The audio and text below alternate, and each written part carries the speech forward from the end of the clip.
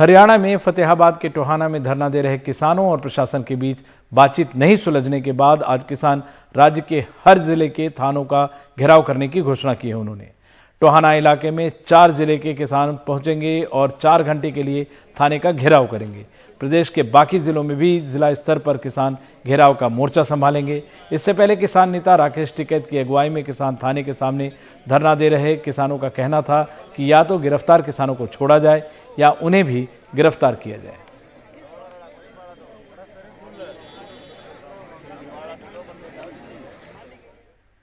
उत्तर प्रदेश विधानसभा चुनाव को बस अब 8 महीने बाकी हैं और योगी आदित्यनाथ कैबिनेट में फेरबदल की अटकलें तेज हैं। इस बीच बीजेपी के उत्तर प्रदेश प्रभारी राधा मोहन सिंह ने लखनऊ में राज्यपाल आनंदीबेन पटेल से मुलाकात की।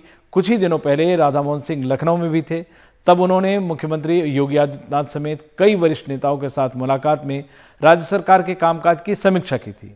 अब अटकलें ये तेज हैं कि प्रधानमंत्री मोदी के करीबी माने जाने वाले एक पूर्व ब्यूरोक्रेट को योगी सरकार में एक बड़ी भूमिका दी जा सकती है। कुछ लोगों के दिमाग में अपनी खेती करते हैं और अपना फसल उपजाते हैं, तो फिर उस पर मैं क्या बोलूं? क्या उत्तर प्रदेश कैबिनेट में फेरबदल होने वाला है?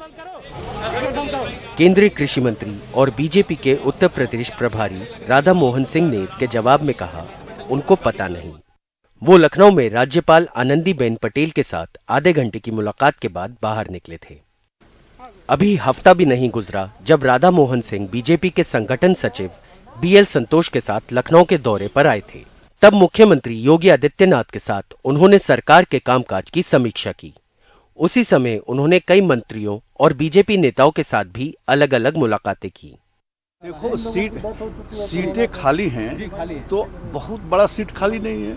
कुछ सीट जो खाली है तो उचित समय पर मुख्यमंत्री अपना निर्णय लेंगे। जहां तक सरकार संगठन का सवाल है, देश में सबसे मजबूत संगठन उत्तर प्रदेश में बीजेपी का है और सबसे ज्यादा लोकप्रिय सरकार उत्तर प्रदेश की योगी सरकार। इस बीच सुर्खियों में है प्रधानमंत्री मोदी के करीब माने जाने वाले पूर्व IAS अधिकारी AK शर्मा। शर्मा अब उत्तर प्रदेश विधान परिषद के सदस्य हैं।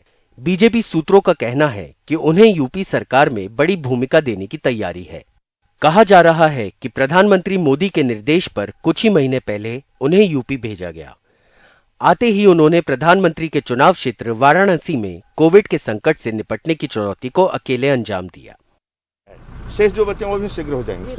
बीजेपी सूत्रों ने NDTV को बताया है कि पिछले हफ्ते हुई बैठकों में राज्य बीजेपी के अंदर मची खींचतान पर विचार किया गया। इसके अलावा कोरोना संकट से निपटने में रही कमियों और उससे जुड़े यूपी सरकार के कामकाज की समीक्षा भी हुई। ये बात भी सामने आई कि कई नेताओं को योगी आदित्यनाथ के काम करने के तौर तरीके से शिकायतें हैं। वैसे सूत्रों का कहना है कि यूपी सरकार के नेतृत्व में कोई बदलाव नहीं होगा, लेकिन चुनाव से कुछ ही महीने पहले अब मुख्यमंत्री योगी आदित्यनाथ की ताकत में कुछ कटौती की जा सकती है। लखनऊ से आलोक पांडे की रिपोर्ट, NDTV इंडिया। भोपाल में कोरोना के मामले भले ही कम हो रहे हों, लेकिन जो आंकड़े सामने आ रहे हैं वो काफी चिंताजनक है। कोरोना की दूसरी लहर में सरकारी आंकड़ों के मुताबिक 5 जून तक भोपाल में 948 लोगों की कोरोना से मौत हुई, जबकि भोपाल के भदभदा श्मशान घाट के प्रबंधक के मुताबिक 27 मार्च से लेकर 5 जून तक यानी सिर्फ 71 दिनों में 3500 शवों का अंतिम संस्कार किया गया, जिसमें से 2800 शवों का दाह संस्कार कोरोना प्रोटोकॉल से किया गया।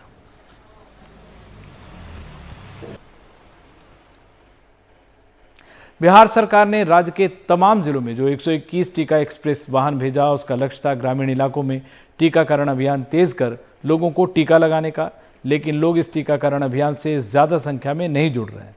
बाकी जिलों की तरह पूर्णिया जिले में भी लोगों में कई तरह के भ्रम हैं और उन्हें इस मोबाइल टीका अभियान की सूचना भी आधी अधूरी मिली है, जिसके चलते जागरूकता भी कम हुई है।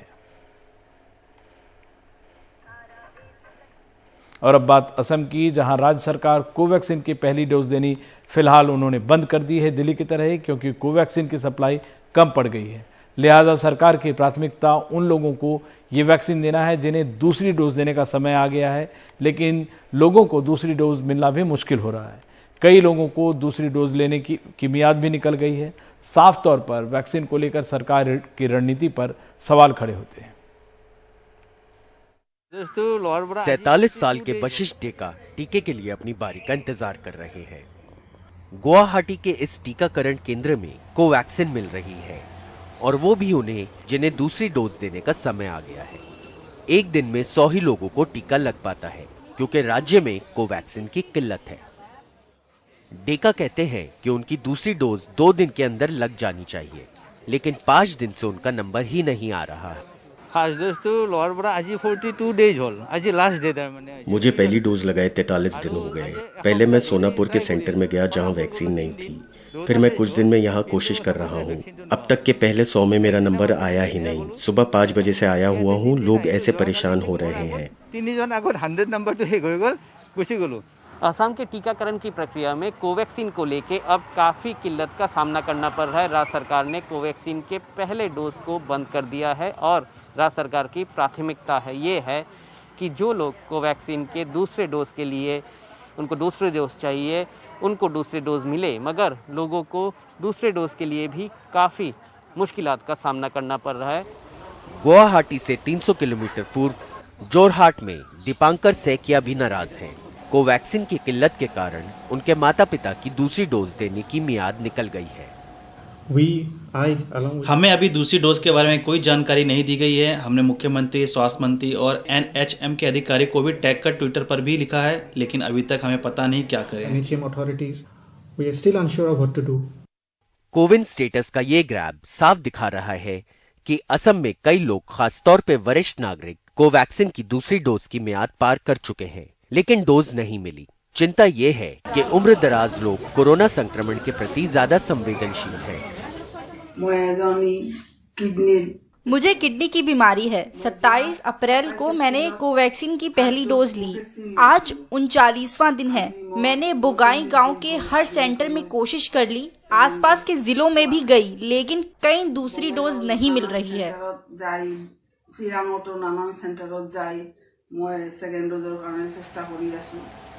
टीकाकरण जब शुरू हुआ तो असम के 1 करोड़ 78 लाख लोगों को टीका लगाने का लक्ष्य रखा गया।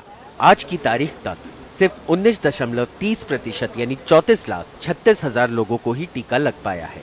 राज्य में सिर्फ 8,45,000 लोग यानी आबादी के 4.74% को ही दोनों टीके लग सके हैं। 4 जून तक असम में दोनों वैक्सीन की कुल 42,81,000 डोज लगाई गई, जिनमें 80.82% कोविशील्ड की डोज थी और 18.69% कोवैक्सीन की। दूसरी डोज के लिए असम सरकार 1.5 लाख कोवैक्सीन डोज अलग से रखने की तैयारी कर रही है। सरकार का कहना है कि उसने इस संकट के हल के लिए रणनीति बनाई है। हमने 45 साल से ज्यादा के लोगों के रिकॉर्ड जमा किए जिन्हें कोवैक्सीन की पहली डोज मिली और दूसरी डोज लेने की मियाद करीब आ रही है या निकल चुकी है। अब हम 18 से 44 साल के लोगों के लिए आई वैक्सीन को 45 साल के ऊपर के लोगों की दूसरी डोज के लिए इस्तेमाल करेंगे। सरकार की तैयारी का असर जब दिखेगा तब दिखेगा। फिलहाल तो राज्य के टीकाकरण केंद्रों का हाल यही है। गुवाहाटी से रत्नदीप चौधरी की रिपोर्ट, NDTV इंडिया। और अब कोरोना महामारी को काबू में लाने के लिए लॉकडाउन लगाया गया, पर इससे बेजुबान जानवरों को चारा खिलाने की दिक्कत आन पड़ी। इनकी मदद के लिए सामने आए हैं ग्रेटर नोएडा के एक्टिव सिटीजन टीम के लोग। ये बिना किसी सरकारी मदद के रोजाना सैकड़ों जानवरों को खाना खिलाते हैं।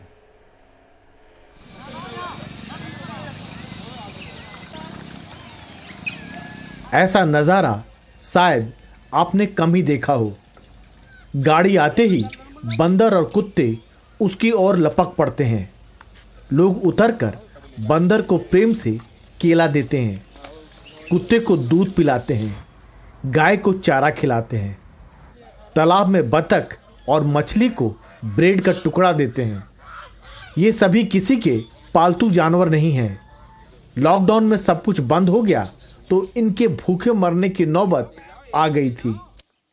सबको खाना बांट ही रहे थे लॉकडाउन में, पिछले लॉकडाउन के अंदर।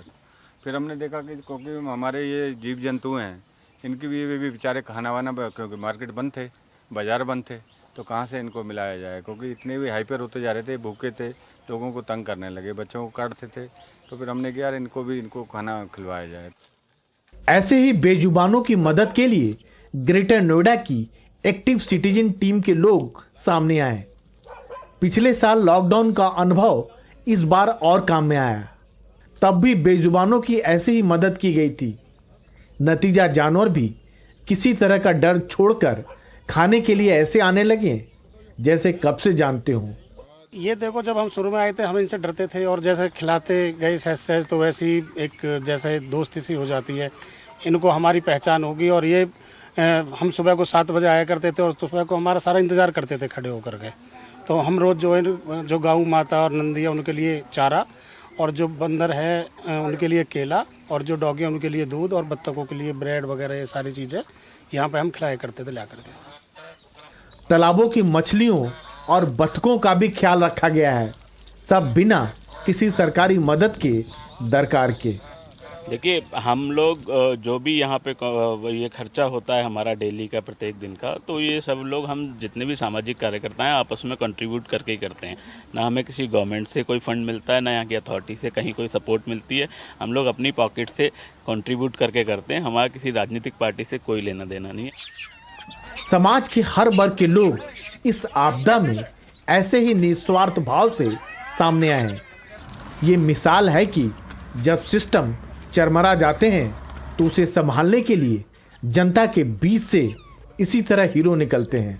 इंसानों के लिए तो तमाम संगठन हैं जो खाने पीने का इंतजाम करते हैं, लेकिन जानवरों के लिए ये पहल इसलिए भी सराहनीय है कि ये बेजुबान न तो अपना दर्द बता सकते हैं और न ही हम इंसानों की तरह जिंदाबाद मुर्दाबाद कर सकते हैं। ग्रेटर नोएडा से कैमरामैन गौरी प्रसाद के साथ राजीव रंजन, NDTV इंडिया।